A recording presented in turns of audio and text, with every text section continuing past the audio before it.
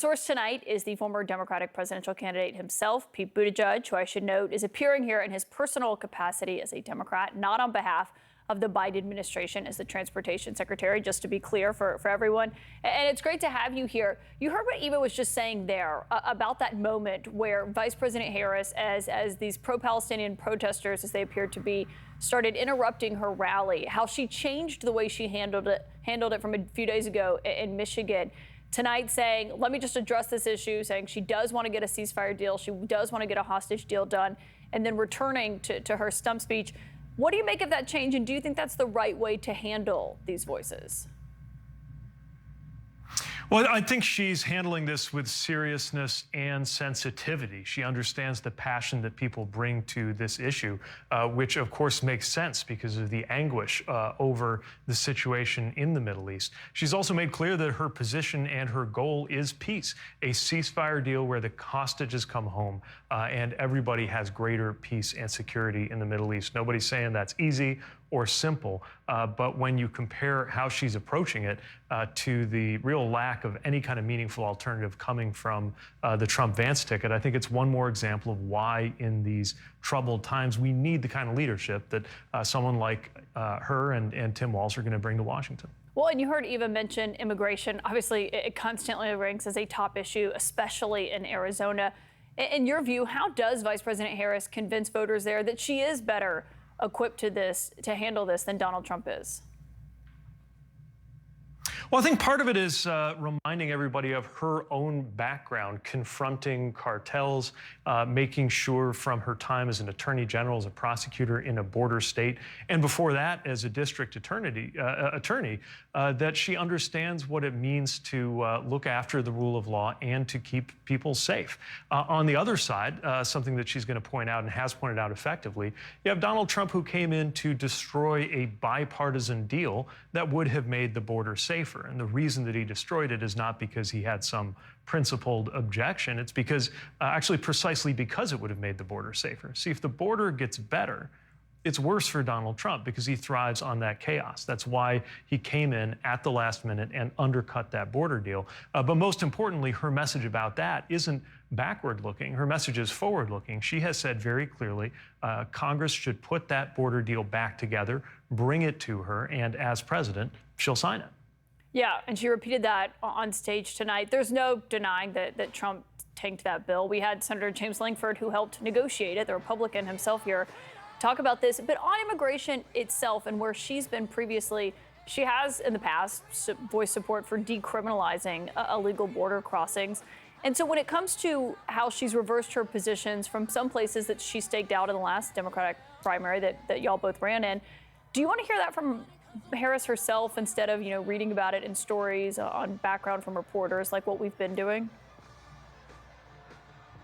Well, I think her current position is clear. The campaign's made that clear. But most importantly, especially after everything our country has been through in recent years, she has made clear where she stands on the legislation that's actually in front of us, which is that bipartisan border deal. And again, this is up against Donald Trump, who has no interest in solving the problem. After all, he didn't, right? One of many things that he promised and failed to do was he ran for president, promising to fix all our problems at the border and make sure immigration was sorted out forever in this country. Of course, nothing of the sort happened because, again, unfortunately, the worse that problem gets for America, the better it is for Donald Trump.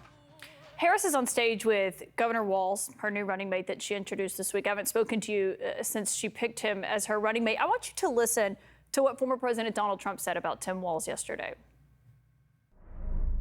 She picked a radical left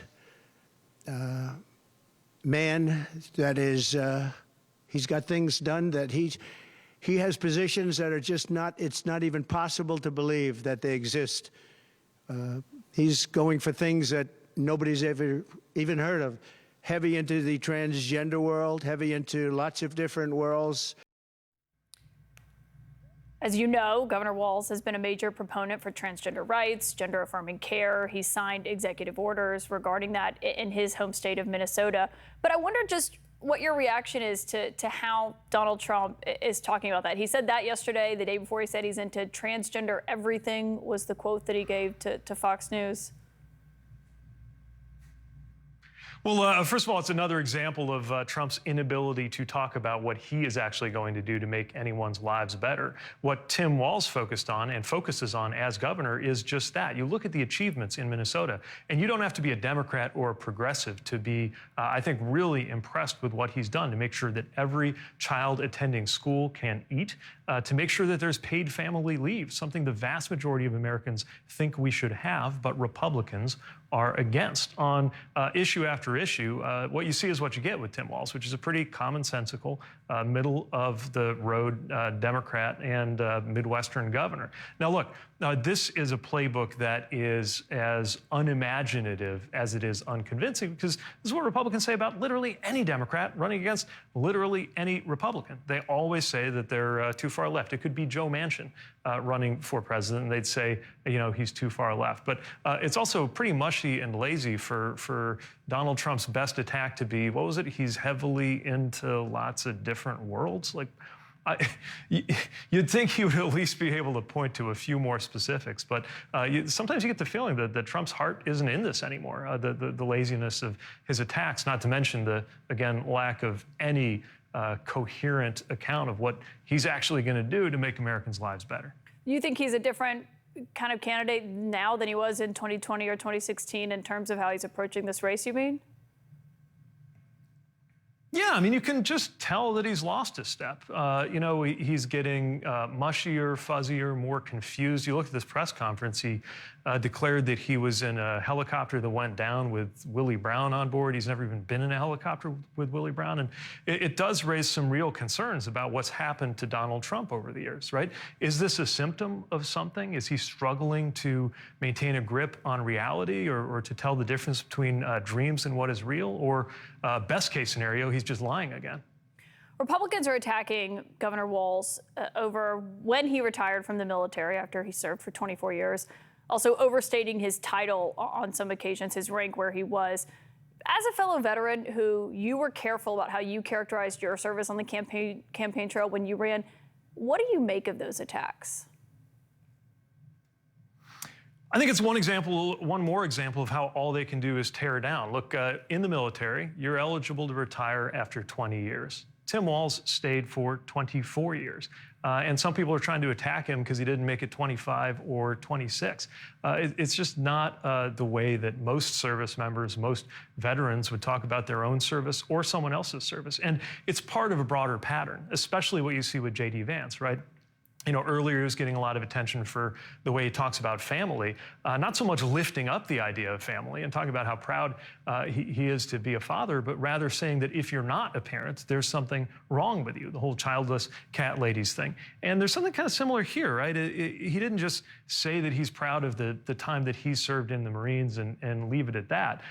He has to tear down somebody else's service. And I would say, you know, saying that somebody's time in the military is unworthy because they didn't deploy to a war zone is a lot like saying that somebody's life choices aren't worthy because she happens to not have children. And there's just a total lack of ability to actually build up, lift up, which is what campaigns are about. So much of politics is about how you make people feel. So much of leadership is about what you bring out of people. And by that standard, Harris Walz has been a home run, and we're seeing the exact opposite from Trump Vance. Well, and one part of where they've been bolstered is him suggesting that he carried weapons in war, which they have clarified. I believe a spokesperson said tonight that he misspoke on that, and that he was previously identified and had identified himself as a retired command sergeant major.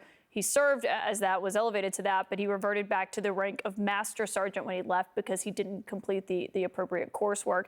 Should he be just careful about how he talks about this, precise in how he talks about this, given it has bolstered what we've been hearing from Republicans?